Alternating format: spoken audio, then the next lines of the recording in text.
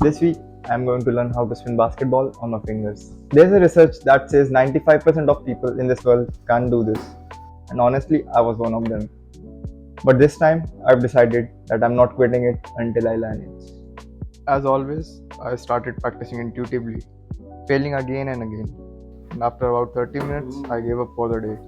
But the next day, I approached it differently. I did a bit of research and realized something important. Before anything else, I need to understand how to position the ball. The best spot, right at the bottom where all the grooves meet at the single point. That gives my finger a stable base and make the spin look cleaner. Suddenly I noticed another mistake. I was spinning the ball too slowly.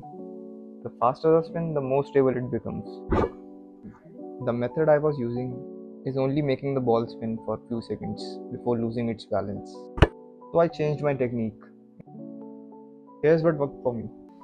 Lift the ball with the one hand and position my other hand on the side, and then flick both hands at the same time applying equal forces.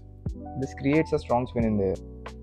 And then when ball is in the air, we catch it with the index finger of our dominant hand. One more thing that helped me a lot is keeping the ball closer to my body.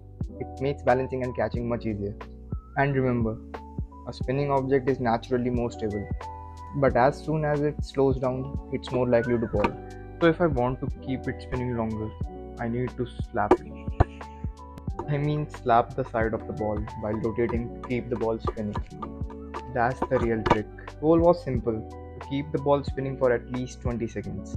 And once I kept all these points in mind, I finally started seeing the results.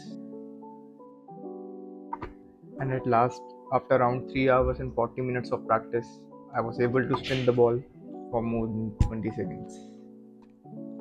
And honestly, like anything else, it just takes practice.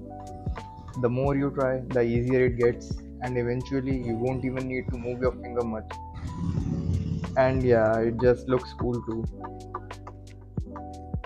Yes! I started this channel just to prove something to myself that I can learn anything if I just don't quit. This isn't about perfection, it's about showing up, trying again, and getting better one skill at a time. If you enjoyed this video, make sure you follow me on Instagram and don't forget to like, share, and also comment what I should try next.